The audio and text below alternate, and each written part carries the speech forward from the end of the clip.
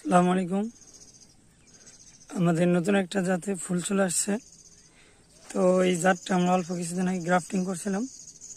এটা চমৎকার একটা ভ্যারাইটি। এই ভ্যারাইটিটা বাংলাদেশে সর্বপ্রথম আমাদের এই গাছেই ফুল আসছে এবং এই ভ্যারাইটিটা এই বছরই আমরা কালেকশন করছি গত মাসে।